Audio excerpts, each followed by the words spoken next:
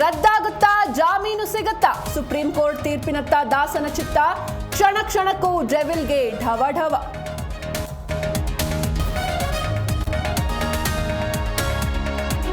K N Rajanna ಪರ ಅಖಾಡಕ್ಕಿಳಿದ ಸಾಹುಕಾರ್, ಶೀಘ್ರದಲ್ಲೇ ವಾಲ್ಮೀಕಿ ಮುಖಂಡರೊಂದಿಗೆ ದೆಹಲಿ ಯಾತ್ರೆ. ರಾಜಣ್ಣ ಪುತ್ರನಿಗೆ ಸಚಿವ ಸ್ಥಾನ ನೀಡುವಂತೆ ಪಟ್ಟು.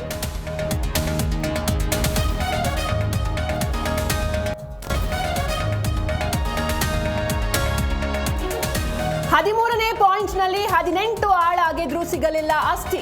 ಇಂದು ಕೂಡ ಮುಂದುವರಿಯತ್ತೆ ಎಸ್ಐಟಿ ಶೋಧ. ತೀವ್ರ ಕುತೂಹಲ ಮೂಡಿಸಿದ ಅನಾಮಿಕನ ನಡೆ.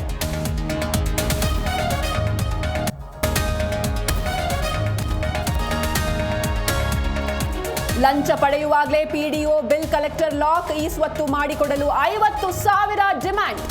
ಲೋಕಾಯುಕ್ತ ಎಸ್ಪಿ ಬ್ಯಾಟರಾಯಗೌಡ ನೇತೃತ್ವದಲ್ಲಿ ದಾಳಿ.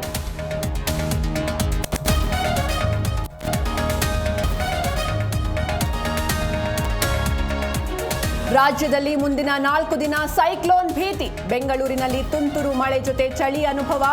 ರಾಜ್ಯದ ಎಲ್ಲಾ ಜಿಲ್ಲೆಗಳಿಗೆ ಯೆಲ್ಲೋ ಅಲರ್ಟ್ ಘೋಷಣೆ.